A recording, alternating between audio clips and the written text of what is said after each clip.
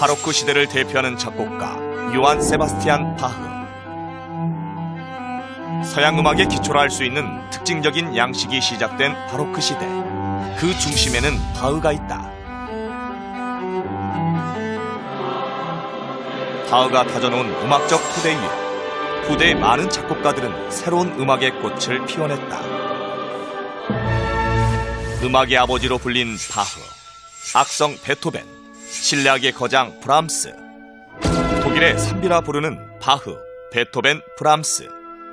각기 다른 시대를 살았던 이 세 작곡가에는 어떤 공통점이 있을까? 어떤 점에서 공통점이냐면은 특히 그 현실의 발을 딛고 또 그 높은 이상을 함께 추구했다는 거. 실제로 그 땅의 국권이 발을 디뎠기 때문에 그 별을 딴 게 아닌가. 그 별을 따서 자기가 가진 게 아니라 후대에 우리 가슴 속에 이렇게 빛으로 남겨둔 거예요. 홍승찬 교수와 함께 떠나는 클래식 여행. 처절한 현실에 발을 딛고서 자신의 이상을 향해 끝없이 노력했던 위대한 음악가들의 삶을 통찰해본다. 음악사에 삼비라는 얘기가 있습니다. 삼비.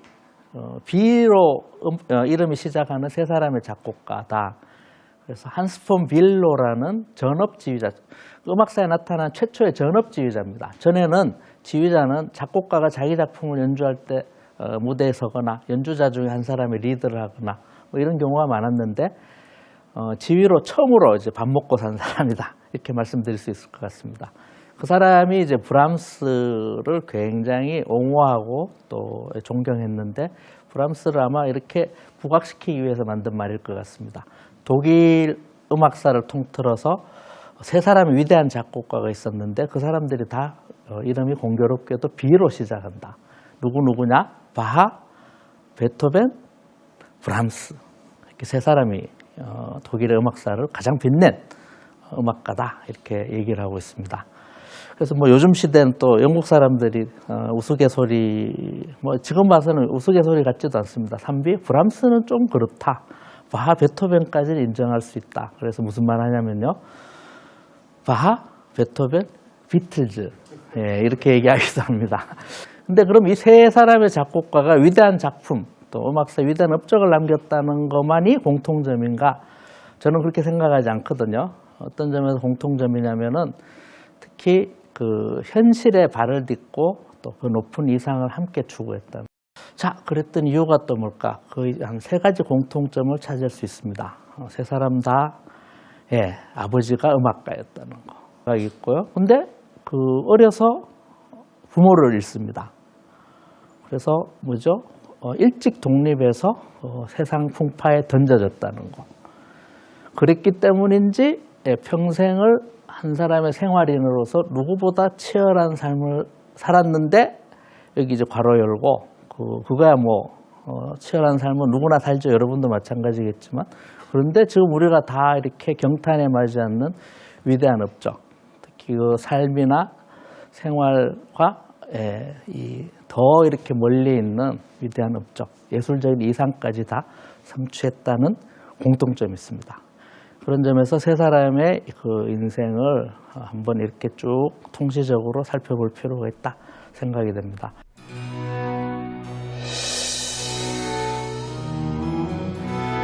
음악의 아버지 바흐. 음악사에서 바흐가 사망한 1750년을 바로 그 시대의 끝으로 보는 것만으로도 바흐가 얼마나 영향력이 큰 작곡가인지 알 수 있다. 바흐는 음악가 집안에서 태어나 당대 최고의 오르간 연주자이자 바이올린 연주자로 활동했다. 부인과 20명의 자녀를 거느린 가장이었지만 평생 부와 명예, 인기와 거리가 먼 소박한 생활을 했다. 엄격하고 보수적인 교회의 요구에 따라 수많은 교회 음악을 작곡한 바흐. 대위법과 평균율 등 서양 음악의 기초를 다지고 수많은 음악가에게 영감을 줘 음악의 아버지로 불린다. 오늘날 바흐는 현대 음악이 존재하기까지 절대 없어서는 안 될 위대한 음악가로 기억되고 있다. 지난번에도 이제 베토벤이 바하를 매우 높이 평가했다. 사실은 존경했다 하는 말이 맞을 것 같고요. 그래서 이 바하의 작품을 아주 치밀하게 공부를 하기도 했고 스스로 경탄에 맞지 않습니다. 베토벤 경우는 워낙 자존심이 세서 웬만한 경우에 이 남을 칭찬한 경우 예가 없는데 바하에 대해서만큼은 굉장히 칭찬을 하고 있죠. 자, 근데 이 바하가 물론 음악가 집안에 태어났지만 일찍 부모를 여의고 형집에서 자라는데요. 그것도 오래 못 갑니다. 왜 그러냐면은 형집에 이제 조카들이 많이 나오고 하니까 경제적으로 또 집안이 협소하고 하니까 공간적으로도 문제가 되겠죠. 그래서 일찍 독립해서 다른 도시에 살게 되고 그때부터는 스스로 이제 생계를 해결하게 됩니다. 그리고 들으신 바처럼 자녀가 20명이나 되는데요. 그 생계를 유지하는 거 보통 일이 아니겠죠. 그런데 또 스스로 맡겨진 직장에서의 책무, 음악가로 산다, 예술가로 산다. 우리는 뭐 정신적인 고뇌만 생각하는데요. 그 시대 예술가한테는 육체적으로, 물리적으로 굉장히 큰 부담입니다. 다른 직업도 마찬가지였을 것입니다만, 예를 들어서 이제 바하하고 핸델이 말년에 똑같은 일을 겪게 됩니다. 두 사람이 같은 해 태어나거든요. 서로 전혀 다른 인생 여정을 살았지만 말년에 똑같이 실명을 합니다.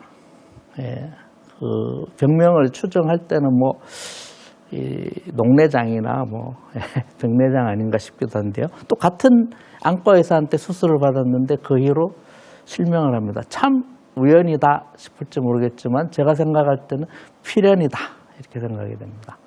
왜 그러냐면은 이제 바하의 하루 일과를 이렇게 유추를 해본다면 아침 일찍 일어나서 출근해서 자기가 이 관리 감독해야 되는 성가대나 오케스트라를 훈련시키고 지휘하고 또 자기를 고용한 사람들이 자기 그 집 자녀들을 또 가르쳐야 될 뿐만 아니라 나중에 한번 분통을 터뜨리는 경우도 있어요. 나중에 성 토마스 교회에 취직을 했는데 라틴어도 가르쳐라. 그래서 이게 왜 내가 해야 되는 일입니까? 그 성격 좋은 바하도 결국 참지 못하고 이제 분통을 터뜨리는데 그럼 작곡은 언제 합니까, 여러분? 집에 들어와서 저녁 먹고 남들 자는 시간에 해야 됩니다. 그랬는데도 바하가 1000곡이 넘습니다. 근데 이게 또 괄호 열고 남은 곡만요. 그러니까 보통 추정할 때 한 3배수 정도.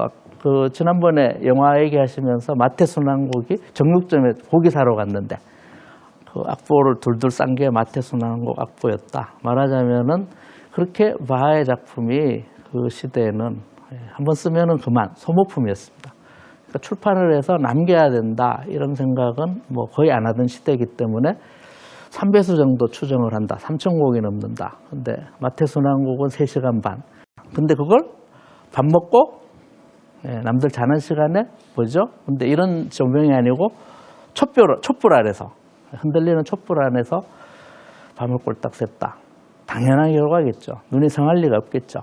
또 집에 와서 이 자녀 중에 음악가가 많죠. 당대에는 오히려 바하보다 더 유명했는지도 모릅니다. 음악사에 그 이름이 딱 박혀있는 20명 중에 3명만 해도 장남 빌헬름 프리드만, 차남 칼 필립 엠마누엘, 또 막내 요한 크리스찬. 그 당대는 오히려 아버지보다 더 인기 있고 더 유명했습니다.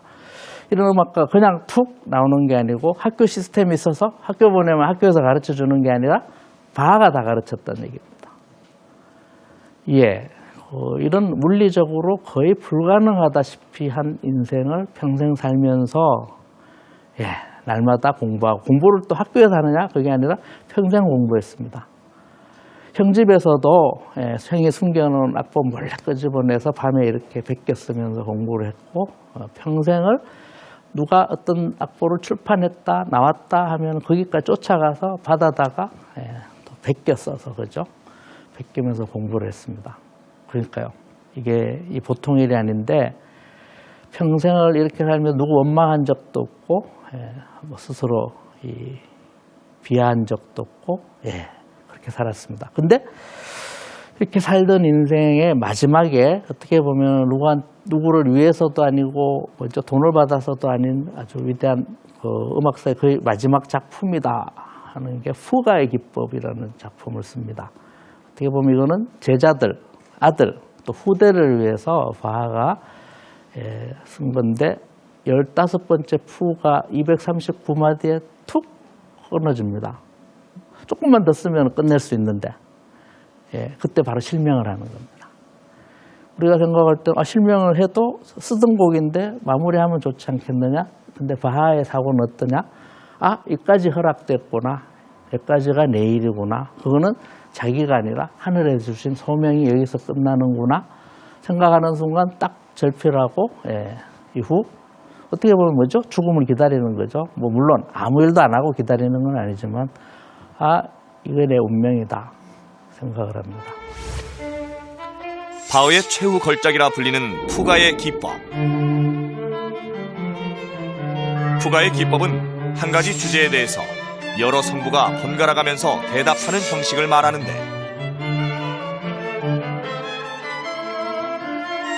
바흐의 푸가는 15곡의 푸가, 4곡의 카논으로 구성된다.